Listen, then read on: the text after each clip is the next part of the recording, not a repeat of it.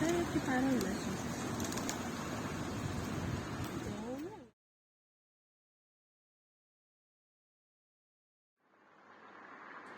اینجا لاهیجانه، شهری تاریخی و سرسبز، عروس گیلان.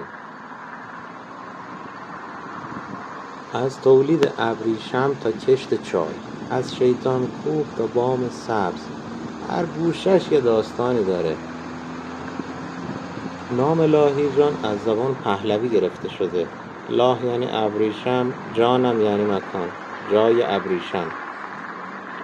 قدیما لاهیجان یکی از مراکز اصلی تولید ابریشم بوده.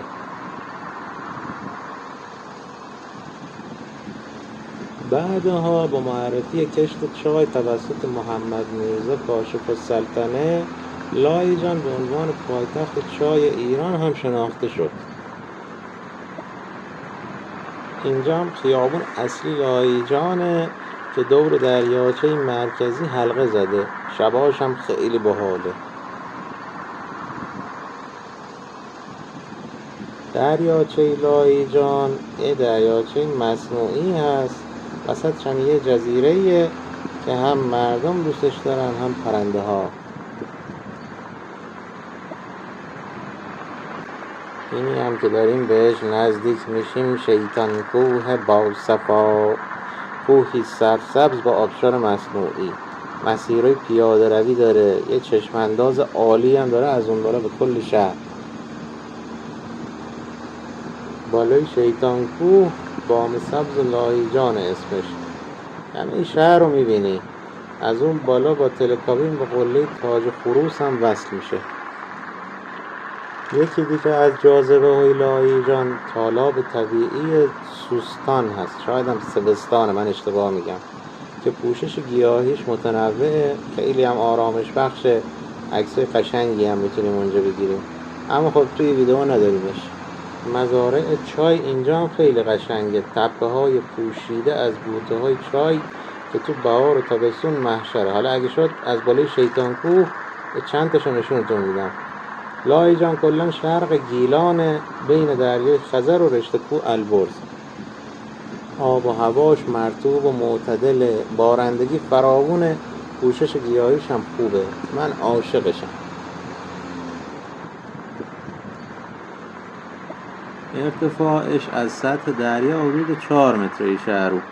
بیشتر بخشاش هم در امتداد دامنه کوه ساخته شده.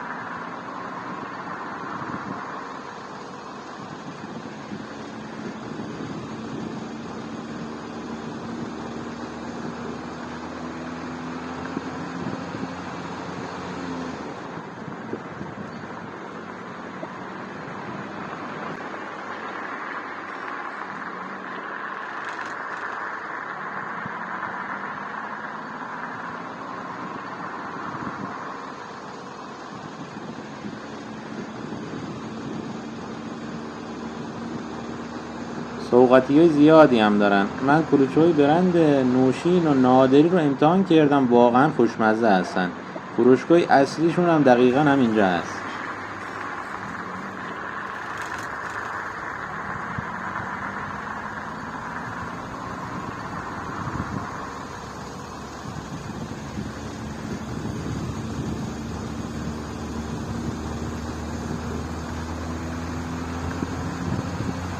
خب دیگه کم کم بریم دنبال جای پارک ماشین بگردیم، بریم به سمت دریاچه.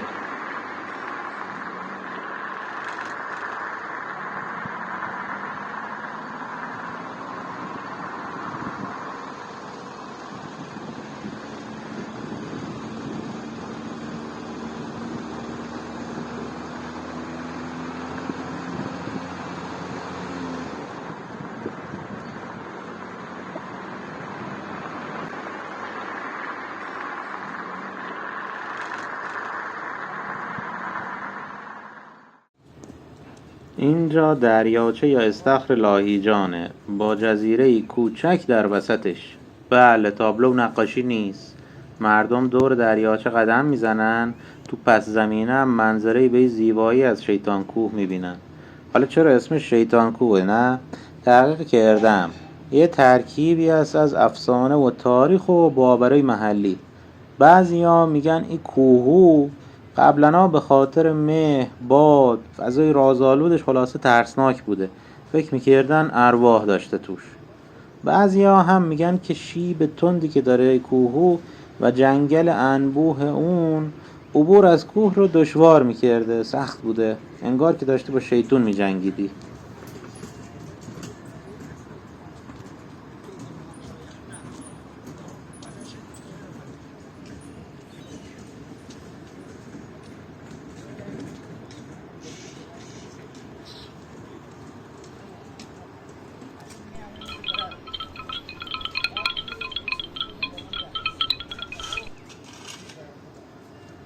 آها راستی داشت یادم میرفت، بعضیا هم بهش میگفتن زمانی شاهنشین کوه یا شیخان کوه یا کوه سبز بوده، اما خب نام شیطان کوه بیشتر روش مونده. به هر حال امروزه همینجور که میبینید چرخ و فلکی او بالا هست که شده یه منطقه گردشگری آروم، آبشار مصنوعی داره، مسیرهای پیاده روی داره، بام سبز و تلکابین داره او بالا. ضمناً مردم لاهیجان فوق‌العاده گرم و صمیمی و مهربون و دوست داشتنی هستن. بریم دیگه سوار ماشین بشیم بریم بالای شیطان کوه یا همون بام سبز لاهیجان.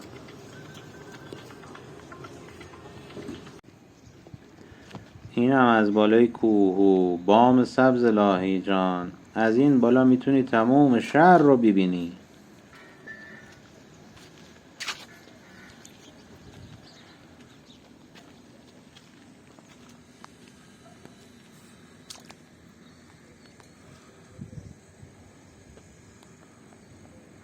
اون طرف میتونی تلکابین لاهیجان، شهربازی و قله تاج خروس رو ببینیم.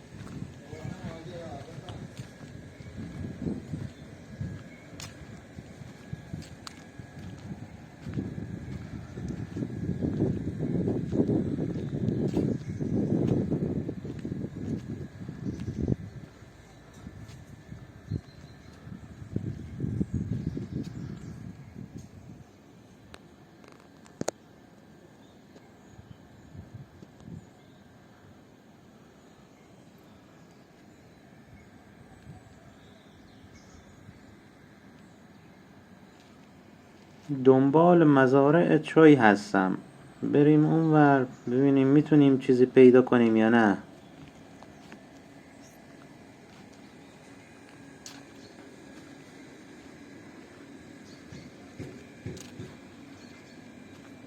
فکر میکنم شاید بتونیم چند تاشون رو از اون طرف ببینیم.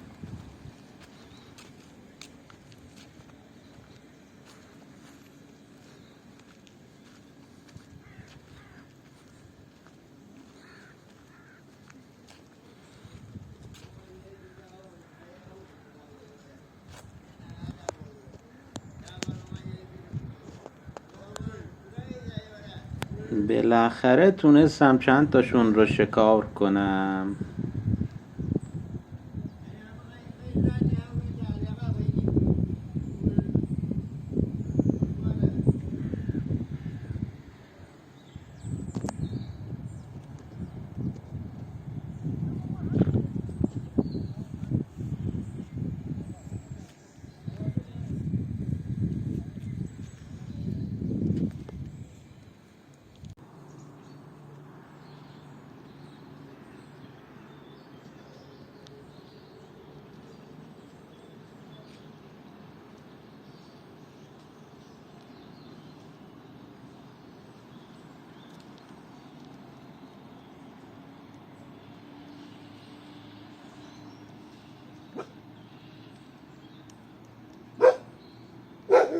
اون همون دریاچه لاهیجانه که کنارش بودیم ها. راستی اینجا رو بدون ماشین هم میتونی بیای بالا این کوه، باید از پلا بیای بالا، یکم سخته ولی خب اگه اهل کوهنوردی و پیاده روی هستی میخوای ورزش کنی، این بغله نگاه کنید الان از این پلا. تو طول تاریخ از دوران صفوی تا سلسله پهلوی اینجا یکی از مراکز مهم فرهنگی و اقتصادی بوده، به ویژه به خاطر نقشش تو تجارت ابریشم و چایی. این هم آرامگاه کاشف السلطنه، یه دیپلمات ایرانیه که چای رو از هند به ایران آورده و چای رو در لایجان کشت کرده.